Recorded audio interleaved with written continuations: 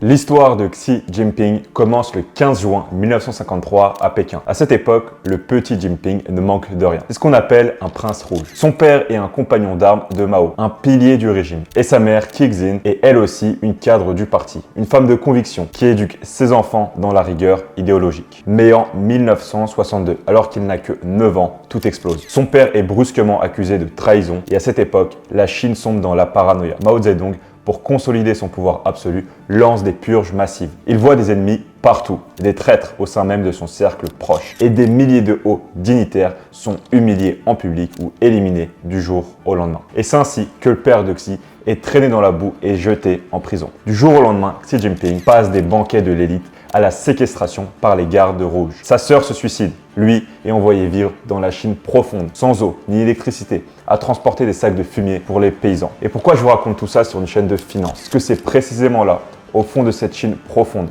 que l'on pourrait considérer comme une grotte face au pouvoir chinois des grandes villes, qu'est né le plus gros risque pour vos investissements en 2026. Ce que la plupart des analystes appellent la folie économique de la Chine. C'est en fait la réponse d'un homme traumatisé par le chaos et prêt à brûler des centaines de milliards de dollars pour s'assurer que personne jamais ne puisse menacer l'ordre qu'il a mis 50 années à construire. Et le problème, c'est qu'on essaye tous de comprendre la Chine en regardant des tableurs Excel et en se demandant pourquoi Xi Jinping casse ses jouets comme Alibaba ou Tencent, pourquoi il laisse son secteur immobilier s'effondrer comme un château de cartes. On cherche une logique de marché là où il n'y a qu'une logique de survie. On a tous grandi avec cette idée que la Chine allait devenir une démocratie libérale parce qu'elle s'enrichissait. Et c'est le plus grand malentendu de l'histoire moderne. Xi Jinping n'est pas là pour enrichir ses milliardaires. Il est là pour réparer l'honneur de sa famille et la puissance du parti. Et si pour ça, il doit transformer la deuxième économie mondiale en une forteresse idéologique imprenable, alors il le fera. Et cela, peu importe le prix de l'action Alibaba demain matin. Partie 1, le principe et la grotte. Pour bien saisir l'ampleur du personnage, il faut d'abord visualiser le Pékin des années 50. Une époque où le petit Xi Jinping grandit dans un univers que 99,9% des Chinois ne peuvent même pas imaginer. En tant que fils de Xi Zongsun, l'un des plus proches compagnons d'armes de Mao et vice-premier ministre, il fait partie de ce qu'on appelle la noblesse rouge. Il faut comprendre qu'en 1949, après des décennies de guerre civile sanglante, Mao Zedong proclame la République populaire de Chine. Et à ce moment-là, le modèle est simple mais radical. Le Parti communiste chinois devient l'unique colonne vertébrale du pays. Mao instaure une dictature du prolétariat où tout, l'économie, la pensée, la survie même des individus, dépend de la loyauté envers le parti. Et dans ce système pyramidal, les compagnons de la première heure, comme le père de Xi, sont les nouveaux rois d'un empire qui se veut égalitaire, mais qui est ultra hiérarchisé. Et le petit Jinping ne vit donc pas dans la rue, mais dans le confort feutré de la nouvelle cité interdite, entouré de chauffeurs, de nourrices, dans un monde où la hiérarchie du parti semble aussi solide et éternelle que les remparts de la ville. Et c'est dans ce cocon de privilèges que se forge sa toute première certitude, celle qui va devenir le socle de son logiciel interne. Le parti n'est pas seulement une organisation politique, c'est une structure protectrice infaillible qui garantit l'ordre et la sécurité de ceux qui lui sont fidèles. Et à cet âge-là, il ne peut donc pas encore soupçonner que dans l'arène politique chinoise, la proximité avec le soleil est précisément ce qui peut vous brûler le plus vite. Parce que tout bascule brutalement en 1962. Et c'est là que le conte de fées s'arrête net pour laisser place à une réalité d'une violence psychologique inouïe. Son père est purgé, accusé d'avoir soutenu un livre critiqué par Mao, et du jour au lendemain, la famille de Xi passe du sommet de la pyramide au statut de paria de la nation. Le changement est radical et terrifiant. Son père est emprisonné, humilié et forcé de faire son autocritique devant des foules hurlantes. La famille est expulsée de son logement de fonction, privée de ses revenus et de sa protection. Leurs anciens amis se détournent d'eux par peur d'être contaminés par la trahison. Xi Jinping, encore enfant, découvre à ce moment-là la réalité brutale du système maoïste. Sans la protection du parti, vous n'êtes plus rien. Vous n'êtes même plus un citoyen, vous êtes une cible. Mais le véritable point de rupture intervient quelques années plus tard, pendant la révolution culturelle, quand la folie collective s'empare du pays. À seulement 13 ans, Xi Jinping assiste à l'effondrement total de son monde. Sa propre mère est contrainte de dénoncer publiquement son père et sa sœur aînée, incapable de supporter les humiliations et les interrogatoires répétés, finit par mettre fin à ses jours. Et lui-même se retrouve exhibé sur une estrade sous les insultes d'une foule en délire, portant un bonnet d'âne en fer tellement lourd qu'il doit le tenir à deux mains pour ne pas basculer. Et c'est à cet instant précis que son cerveau enregistre une leçon qu'il va traîner toute sa vie et qui explique aujourd'hui sa nervosité face au marché financier. Le chaos n'est pas une simple instabilité passagère, c'est une force de destruction totale qui peut anéantir une famille, un héritage et une vie en quelques secondes si personne ne tient fermement les rênes. Et à 16 ans, alors qu'il fait partie de cette jeunesse urbaine envoyée à la campagne pour être rééduqué, il se retrouve catapulté dans le Jiangxi, dans le virable misérable de Yangjiang. On est loin des palais de Pékin. Il dort dans Liaodong, une grotte infestée de vermine, et passe ses journées à transporter des seaux de fumier sous un soleil de plomb. Et après une tentative de fuite désespérée vers Pékin, qui se solde par un séjour en prison et un renvoi immédiat au travail forcé, Xi Jinping comprend qu'il est inutile de lutter contre le courant. Au lieu de rejeter le système qui l'a humilié, il décide par pur instinct de survie de s'y fondre totalement jusqu'à en devenir l'élément le plus pur. C'est dans l'obscurité de cette grotte, à lire les classiques communistes à la lueur d'une lampe à pétrole, qu'il forge sa conviction finale. Le pouvoir n'est pas un privilège dont on jouit, c'est une arme que l'on doit maîtriser pour empêcher le monde de sombrer à nouveau dans le désordre. Il n'apprend pas la politique par idéologie, mais par nécessité vitale. Comprenant que dans le jeu du pouvoir chinois, on est soit celui qui tient le fouet, soit celui qui le subit. Désormais, on vient de voir comment un enfant brisé a réussi à transformer son traumatisme en une obsession maladive pour le contrôle et la stabilité. On a maintenant la clé de la lecture de son logiciel interne. Pour lui, le Parti communiste est la seule et unique barrière qui sépare la Chine du chaos sanglant qu'il a vécu dans sa jeunesse. Et au fond, cette obsession pour la sécurité et la maîtrise du risque, c'est exactement ce qui devrait nous animer en tant qu'investisseurs. Dans un monde où un simple changement d'humeur politique peut raser 30% de votre portefeuille, vous ne pouvez pas vous permettre de laisser votre capital sur une plateforme qui ne tient pas la route. Et c'est pour ça que cette vidéo est sponsorisée par IG. Si je travaille avec eux, c'est avant tout pour leur solidité. IG, ce n'est pas une petite application sortie de nulle part l'année dernière, c'est un acteur historique né en 1974 au Royaume-Uni. On parle d'un courtier qui a traversé plein de cracks, toutes les crises et toutes les réformes réglementaires depuis plus de 50 ans. En France, ils sont là depuis 2007, donc ils connaissent parfaitement nos besoins et nos contraintes de sécurité. Leur mission est simple et c'est ce qui résonne avec ma philosophie, rendre l'investissement accessible et sérieux sans la complexité inutile. Ils ne sont pas là pour vous transformer en parieur, en trader, mais pour vous donner les outils pro pour construire un patrimoine sur le long terme. C'est un pont entre la fiabilité des banques traditionnelles et la fluidité des outils modernes. Et concrètement, qu'est-ce qu'on trouve sur l'application? Déjà, on a une interface limpide. On ne se perd pas dans 50 menus différents. C'est propre, visuel et vous suivez votre performance en un clin d'œil. On a aussi accès à des achats fractionnés et ça, c'est le vrai game changer. Vous pouvez acheter des fractions d'actions ou d'ETF dès 10 €. Si vous voulez du LVMH ou de l'Apple, mais que vous n'avez pas 500 € ou plus à mettre d'un coup, vous pouvez commencer petit et lisser votre entrée. Aussi, on a un service client en France et c'est un point que beaucoup sous-estiment.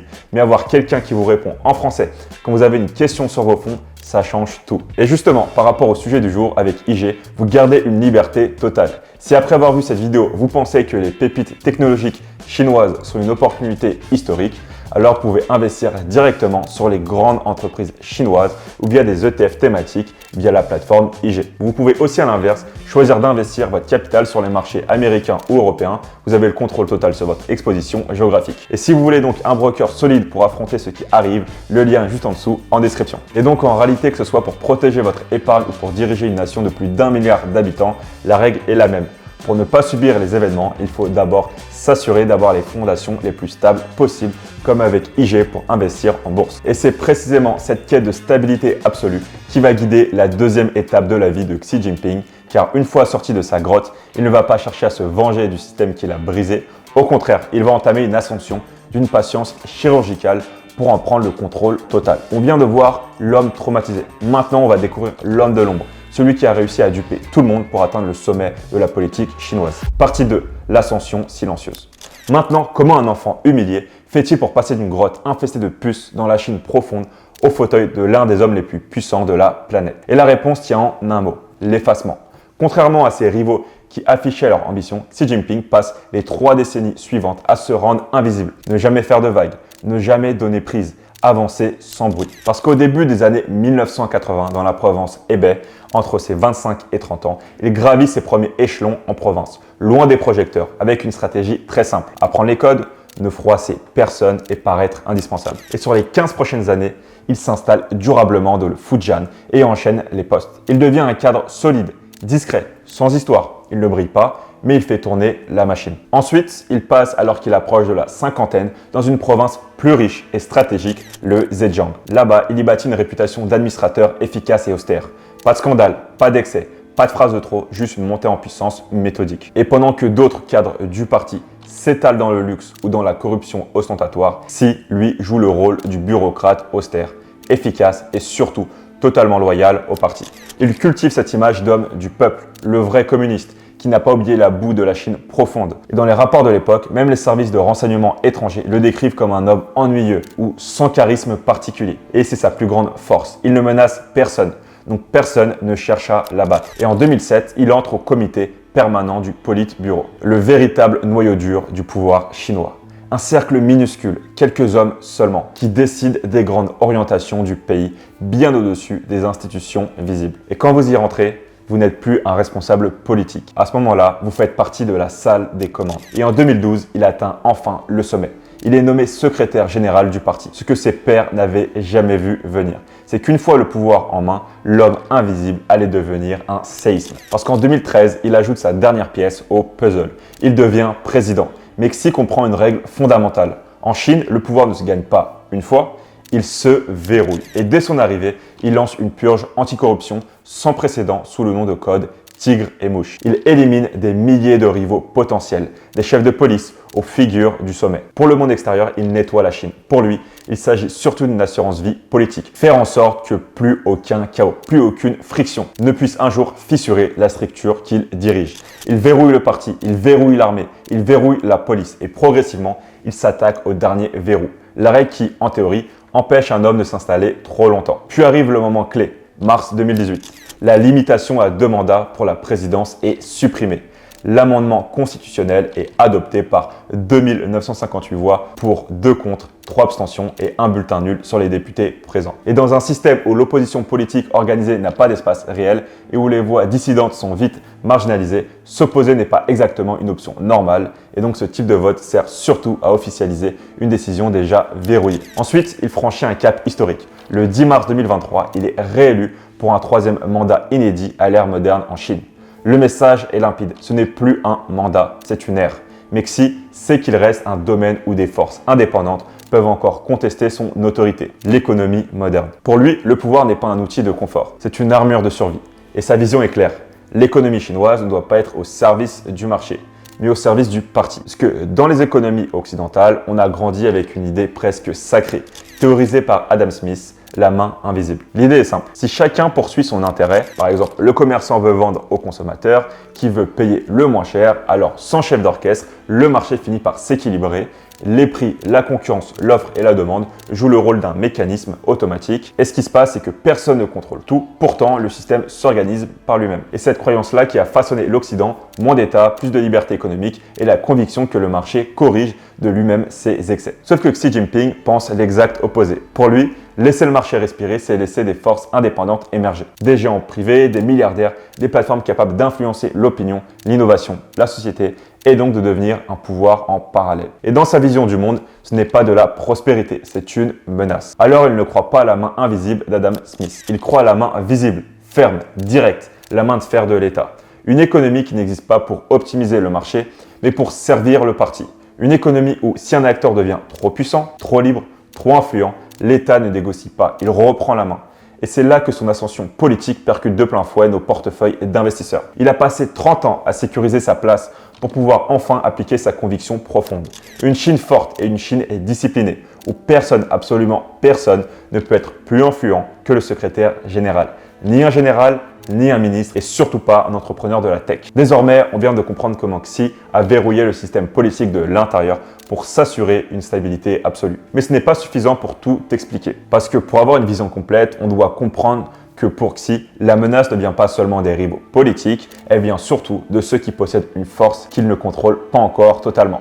L'argent et les algorithmes. Mais alors, la question que vous devez vous poser, et c'est là que le lien avec votre argent devient brûlant, c'est comment cet homme qui a sacrifié sa vie et sa propre identité pour la discipline du parti voit-il les milliardaires d'aujourd'hui? Ces nouveaux princes de la tech qui accumulent des fortunes colossales et une influence médiatique qui qui dépasse parfois celle de l'État. Parce que ce que Xi a appris dans sa grotte, il s'apprête à l'appliquer avec une brutalité froide à l'homme le plus riche de la Chine, déclenchant une onde de choc qui va faire trembler les bourses du monde entier. Partie 3. La grande reprise en main. On vient de voir comment Xi Jinping a patiemment gravi les échelons en restant sous les radars. Mais lorsqu'il reprend officiellement les rênes en 2012, le pays qu'il récupère est à un tournant. À cette époque, la Chine est perçue comme le futur Eldorado du capitalisme mondial. Mais en coulisses, Xi voit une nation rongée par la corruption et des élites financières qui commencent à se croire intouchables. Et dès son arrivée, il impose une discipline de fer. Il ne se contente pas de diriger, il verrouille. Il place ses fidèles à tous les postes clés et commence à dissiper les zones d'ombre du gouvernement chinois. L'opacité sur les chiffres, le contrôle total de l'information et la surveillance de masse deviennent la norme. Et pendant que l'Occident célèbre le dynamisme de Shanghai, Xi lui prépare le terrain pour que l'économie ne soit plus jamais une force indépendante du parti. Et pendant des années, le monde a cru que la Chine était devenue un Far West capitaliste où tout était permis tant qu'on générait de la croissance. Mais en octobre 2020, à Shanghai, Jack Ma commet l'erreur fatale. Le fondateur d'Alibaba monte sur scène et se permet de critiquer ouvertement le système bancaire chinois, qu'il qualifie de mentalité de mont de piété, c'est-à-dire qu'il les accuse de fonctionner comme un prêteur sur gage. Elle ne prête vraiment que si vous apportez des garanties, donc très peu de prise de risque et donc peu de soutien aux entrepreneurs chinois. Et pour un investisseur à New York, ça pourrait être juste un PDG un peu arrogant qui veut bousculer le système. Mais pour l'homme de la grotte, c'est une déclaration de guerre. Xi Jinping voit en Jack Ma tout ce qu'il déteste. Une influence privée qui commence à faire de l'ombre à celle de l'État. Et quelques jours plus tard, l'introduction en bourse d'Ant Group, une filiale fintech d'Alibaba dont Jack Ma est la figure centrale et qui devait être la plus grosse de l'histoire, est annulée d'un simple coup de fil de Pékin. Jack Ma disparaît de la circulation ensuite pendant des mois. Et ce n'est pas un incident technique, c'est un message envoyé à toute la planète financière. Peu importe votre capitalisation boursière, si vous devenez un pôle de pouvoir alternatif, le parti chinois vous brisera. Et après Jack Ma, c'est une véritable avalanche qui s'abat sur les géants chinois. Tencent, Meituan, Didi, toutes les pépites technologiques subissent des amendes records et des régulations destructrices. Xi Jinping lance son nouveau mantra, la prospérité commune. Et derrière ce terme un peu flou se cache une réalité brutale pour l'actionnaire. L'État chinois ne veut plus d'une croissance tirée par des algorithmes qui abrutissent la jeunesse, comme les jeux vidéo ou autres, et qui créent en plus des monopoles de données trop puissants. Il préfère sacrifier des centaines de milliards de dollars de valeur boursière pour réorienter l'économie vers ce qu'il appelle la technologie dure. Les semi-conducteurs, l'énergie, l'espace. Pour Xi Jinping, les plateformes de e-commerce sont des distractions dangereuses. Et c'est là qu'on comprend l'impact de son logiciel interne. Il préfère une économie plus lente, plus physique, mais totalement alignée avec les objectifs de défense et de souveraineté du pays. Et si votre investissement ne sert pas directement la puissance de la Chine, alors il est devenu une cible. Mais le signal le plus violent, c'est la gestion de la crise immobilière. Evergrande, le géant aux 300 milliards de dollars de dette, commence à vaciller à cette époque. Et pour ceux qui ne le connaissent pas, Evergrande, c'était le symbole même de la réussite chinoise par la dette. Un mastodonte avec plus de 1300 projets immobiliers dans 280 villes en Chine. Mais en 2021, la machine s'enraye. Pourquoi? Parce que le groupe a construit son empire sur un modèle de pyramide de Ponzi, utilisant l'argent des futurs propriétaires pour payer les intérêts de ses dettes abyssales. Et en temps normal, n'importe quel gouvernement aurait injecté des liquidités pour sauver le secteur, car l'immobilier représente 78% du patrimoine des ménages chinois. On parle d'un secteur qui pèse environ 25 à 30% du PIB chinois. Et laisser tomber un tel pilier, c'est théoriquement provoquer une récession immédiate. Mais Xi Jinping ne bouge pas. Il impose les 3 lignes rouges pour couper l'accès au crédit des promoteurs trop endettés. Et pourquoi prendre un tel risque de krach social? Parce que pour lui, la bulle immobilière est un facteur de chaos potentiel à long terme. Et les chiffres font froid dans le dos. On estime qu'il y a plus de 65 millions d'appartements vides en Chine, une bulle de spéculation que Xi Jinping décide de percer lui-même. Et depuis cette décision, la valeur de marché d'Evergrande a chuté de plus de 99% en 5 ans, effaçant des dizaines de milliards de richesses pour les investisseurs. Il applique la méthode apprise dans le Chengxi. On endure la douleur immédiate, aussi atroce soit-elle, pour assainir le terrain et s'assurer que personne ne devienne plus gros que l'État. Il est prêt à voir les prix chuter et la classe moyenne grincer des dents, tant que le parti reste le seul arbitre de la richesse nationale. Donc dans cette partie, on vient de voir comment Xi Jinping a méthodiquement repris le contrôle sur tout ce qui pouvait lui échapper. Les milliardaires, les algorithmes et même la pierre, l'immobilier. On a compris que pour lui, le profit est une variable d'ajustement, pas un objectif. Si le business crée du désordre ou de l'indépendance, le business meurt. Mais alors, si le but n'est plus la richesse, qu'est-il vraiment? Et que ce Xi Jinping est-il juste en train de transformer la Chine en un immense musée à la gloire du parti, ou est-ce qu'il prépare quelque chose de beaucoup plus vaste, une confrontation finale qu'on n'a pas encore vu venir. Et c'est pour ça qu'il reste encore une pièce du puzzle, la plus terrifiante de toutes. Une obsession qui remonte elle aussi à son enfance et qui pourrait bien faire basculer le monde entier dans une nouvelle ère de conflit. Et pour comprendre ce qui se cache derrière son rêve chinois, et si vous devez, oui ou non, fuir définitivement ce marché, on doit passer à la dernière partie. Partie 4, l'investisseur face à l'empereur. Pour comprendre où on va, il faut arrêter de comparer la Chine aux États-Unis. Xi Jinping a un objectif clair pour 2049, le centenaire de la République populaire. Restaurer la grandeur de la Chine et effacer ce qu'il appelle le siècle de l'humiliation. Dans cette vision, l'économie n'est qu'un outil de puissance géopolitique. Quand il investit massivement dans les puces, les batteries ou l'intelligence artificielle, il ne cherche pas à créer le prochain Google pour faire plaisir aux actionnaires du Nasdaq. Il cherche à rendre la Chine inattaquable et indépendante des technologies occidentales. Pour l'investisseur, c'est un changement de paradigme total. Vous ne misez plus sur la capacité d'une entreprise à innover pour ses clients, mais sur sa capacité à servir à l'agenda de survie de l'empereur. Et si une entreprise chinoise est trop rentable mais inutile à la souveraineté du pays, alors elle est en danger. Et si elle perd de l'argent mais qu'elle rend la Chine autonome, alors elle sera portée à bout de bras. Et on ne peut pas finir cette analyse sans parler de l'éléphant dans la pièce, Taïwan. Et rappelez-vous ce qu'on a dit en première partie. Pour Xi Jinping, le chaos et la division sont les pires ennemis. Et dans sa tête, la Chine est incomplète tant que Taïwan n'est pas réintégré. Et cet appétit pour la réunification, on l'a déjà vu à l'œuvre avec Hong Kong en 2020. Xi Jinping a mis fin brutalement au principe un pays et deux systèmes en imposant une loi sur la sécurité nationale qui a littéralement balayé l'autonomie de la ville. Pour les marchés, Hong Kong était le hub financier sécurisé, la porte d'entrée vers la Chine. Mais en quelques mois, Xi a montré qu'il était prêt à sacrifier le statut de place financière mondiale de Hong Kong pour s'assurer qu'aucune voix dissidente ne puisse s'y élever. C'était l'échauffement avant le vrai dossier. Taïwan. Ce n'est pas juste une question de nationalisme, c'est la conclusion logique de son parcours. S'il a été capable de sacrifier Jack Ma, de mettre Hong Kong au pas et de laisser brûler son immobilier, pourquoi hésiterait-il à sacrifier l'accès au système bancaire mondial pour unifier la patrie? Et c'est ici que réside le véritable signe noir pour votre portefeuille. Investir en Chine aujourd'hui, c'est accepter que votre capital puisse être gelé ou réduit à néant du jour au lendemain par une décision politique, exactement ce qui s'est passé avec les actifs russes en 2022. Et la prime de risque n'a jamais été aussi élevée car elle ne dépend plus de l'offre et de la demande, mais de la psychologie d'un seul homme. Alors, est-ce qu'on doit fuir la Chine? Ma réponse va sans doute vous surprendre, mais elle est nuancée. La Chine n'est pas morte financièrement, elle est devenue autre chose. On est passé d'un marché de croissance à un marché de conviction politique. Si vous cherchez de la visibilité et de la sécurité, la Chine de Xi Jinping est probablement l'endroit le plus dangereux au monde. Mais si vous comprenez que nous sommes entrés dans une ère de confrontation de blocs, alors la Chine devient un investissement sur un système alternatif. Le danger, ce n'est pas d'investir là-bas, mais c'est de le faire avec les vieux réflexes de 2000 ou de 2010. Et aujourd'hui, posséder des actions chinoises, c'est investir sur le fait que Xi Jinping réussira sa transition vers une forteresse technologique chinoise, et cela sans déclencher un conflit mondial.